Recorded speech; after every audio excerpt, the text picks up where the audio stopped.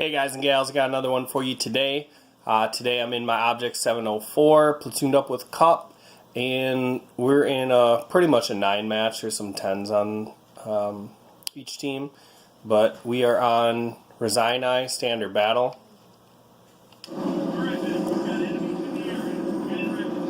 Rzaini is a unique map. You definitely can win it from both sides, depending on your team.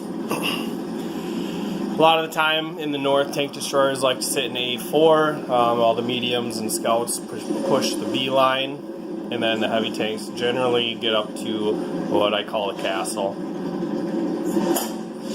However, when I'm in my tank destroyers, I never stay disciplined and do tank destroyer things. I like to be in the nitty-gritty and get this gun going. I mean, I do feel like a lot of teams would win more games if their tank destroyers coordinated with their heavies. No, I'm not just saying that every tank destroyer needs to be as aggressive as I'm going to be in this game, but definitely there's too many times where a tank destroyers sit in the back and wait for things to come to them.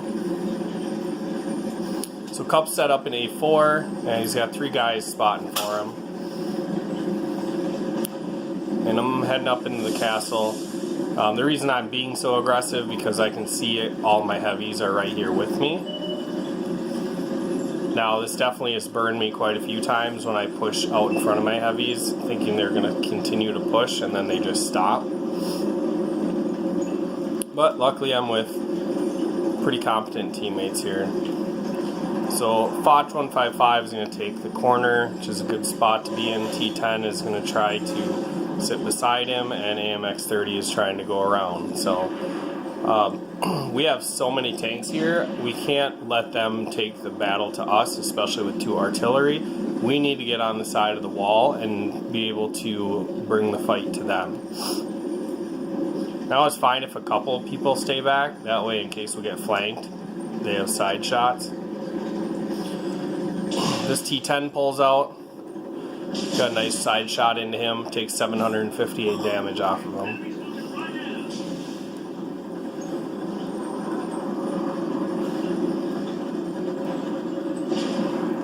You can see the red just continues to pop up, so it's going to get hairy in here. It's going to be a big battle, but we definitely have enough tanks to do so. Now there's a heavy tank behind, and I don't think anybody's really covering him. I do have a heavy in F4, but I can help him defend this. If he were to push forward, we'd have crossfire on him. And I have plenty of guys to my west that can handle the stuff in the south right now. So unfortunately, they're not pushing this side.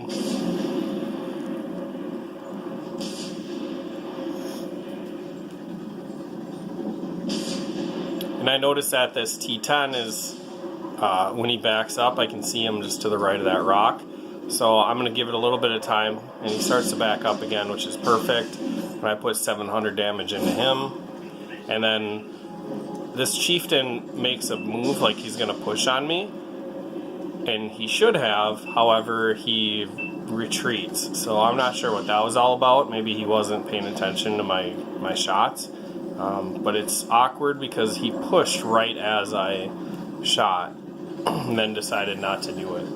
So we're up 3-2. Cup just killed a T-54. He's not on the map because the rendering on this is still messed up. Now I'm going to risk exposing my rear to these guys and try to help my tanks out over here. For some reason, I just feel like they're taking a lot longer than they should be. And I can see that 140's turret, but he's wiggling. So this has a terrible reload. So if you take a risky shot, you can definitely pay by not being able to reload in time. The Conqueror pulled out too far, so I punished him. And now what I want to do is turn back around to help my Foch 155. The chieftain's on the side of the Foch, so he just has to continue to push forward if he doesn't want to get punished by the Foch. Try to get his track off here, and I just can't get it off, but then somebody tracks him. did a little bit more ramming damage, and now there is a tortoise behind me. So I see that if he makes the same push as the chieftain did, then he's probably going to pay for it. And I'm going to keep my eyes forward and try to make sure that they don't flank us from that side. We can't all turn around to deal with the tortoise when we have 4 tanks still in front of us.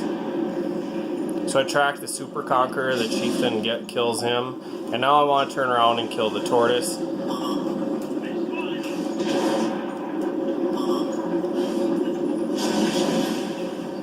Get 756 damage into his lower plate. Object 140 is down to 259. And now he's starting to realize that that tortoise was the only thing really keeping him alive. So as I pull up onto this ridge, I'm going to make him disappear. And we are in complete control, 11-8. I don't really want to pull out into that field. If we pull out into the field, then we're probably just going to get shot by Artie.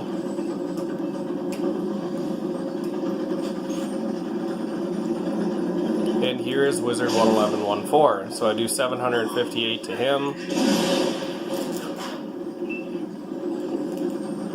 And I am exposed to Artie right here. You see he misses.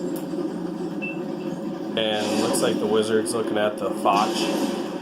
Turns to shoot me, and I put him away.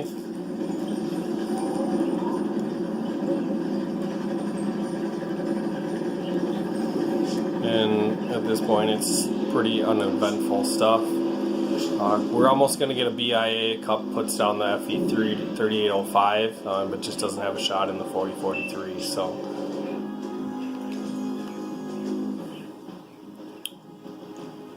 Why did I want to show you guys this game? Really, to show that tank destroyers aren't just tanks that can sit in the back ridge and wait for the enemy teams to come to them. You definitely, if you're coordinating with your heavies and paying attention to the minimap, you can utilize your tank destroyers and be very effective in the battle.